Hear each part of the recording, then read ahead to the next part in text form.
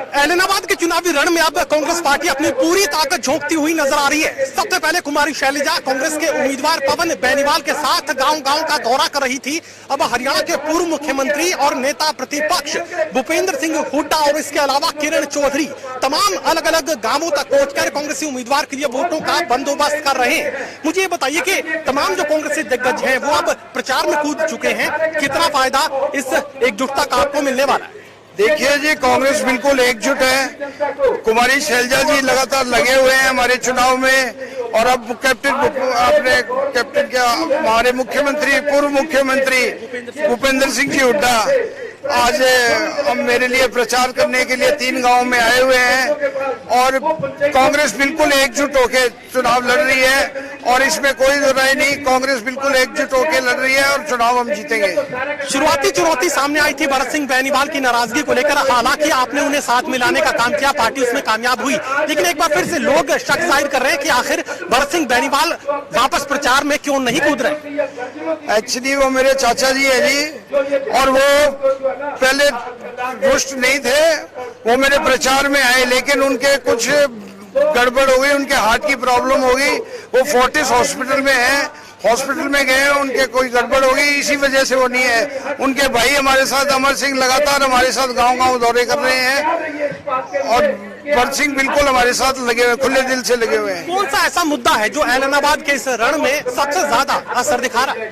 देखिए जी, कांग्रेस इसके ऐलनाबाद के रण में सबसे बड़ा मुद्दा किसानी का मुद्दा है जी, जो रंग दिखा रहा है। भारतीय जनता पार्टी को गांव में नहीं घुसने दे रहे किसान है, और हमारे क्षेत्रीय मुद्दे बहुत मुद्दे हैं। सेम का मुद्दा एक बहुत बड़ा मुद्दा है, और जो राजस्थान के लगता हुआ बेल्ट है, नहरी पानी जो टेलों पर नहीं पहुंचता, वो भी एक बहुत बड़ा मुद्दा है। ना ऐलनाबाद में खेल का स्टेडियम है, ना कोई कॉलेज है, ना कोई गर्ल्स कॉलेज है, ना कोई दूसरा कॉलेज है। ये ऐसे बहुत बड़े मुद्दे हैं जी हमारे लिए। बीजेपी जेजेपी के उम्मीदवार के लिए तमाम लोग ये कह रहे हैं कि रात में वो गेम चेंज कर सकते हैं, गेम चेंजर की भूमिका। देखिए जी, ऐसी कोई बात नहीं है, रात में गेम चेंज तो मेरे हिसाब से कोई नहीं कर सकता। कांग्रेस बिल्कुल डट के लगी हुई है, एकजुट होकर लगी हुई है, और मेरे को नहीं लगता ऐसा कोई उनके पास जादू की छड़ी है जो रातों रात वो चेंज कर देंगे। सरकारी मशीनरी के दुरुपयोग को लेकर क्या कुछ स्थिति इस वक्त बनी हुई है? बिल्कुल सरकारी मशीनरी का दुरुपयोग हो रहा है।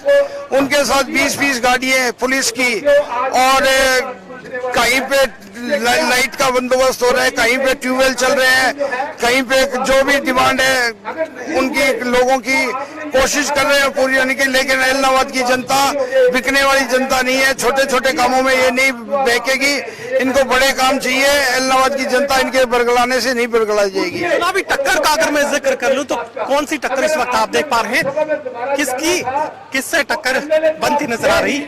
टक्कर जी पहले नंबर पे कांग्रेस है, बाकी मैं क्या बताऊं टक्कर किससे है, इनेलो से या भाजपा से, ये तो उनका आकलन करने पड़ेगा। दूसरे नंबर पे वो पार्टी है, हम तो पहले नंबर पे कांग्रेस है, मैं तो इतना ही कह सकता हूँ। वोटों की खरीद फरोख्त को लेकर भी ऐलनाबाद में शोर खूब मच रहा है।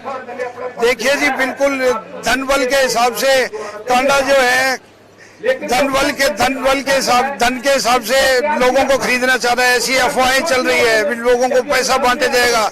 लेकिन मेरे को नहीं लगता जनता, ऐलनाबाद की जनता बिकाऊ है, ऐलनाबाद की जनता बिकाऊ नहीं है, बिल्कुल कोई पैसा नहीं लेगी, और एक वोट कांग्रेस के पक्ष में डालेगी। चलिए, पूर्व मुख्यमंत्री भूपेंद्र सिंह हुड्डा के चुनाव प्रचार में कूदने और इसके अलावा किरण चौधरी के चुनाव प्रचार में शामिल होने के साथ ही अब कांग्रेसी उम्मीदवार पवन बेनीवाल की अपनी जीत को लेकर उम्मीदें बढ़ने लगी हैं। सहयोगी कमल के साथ डॉक्टर महेश कुमार, ऐलनाबाद, सिरसा।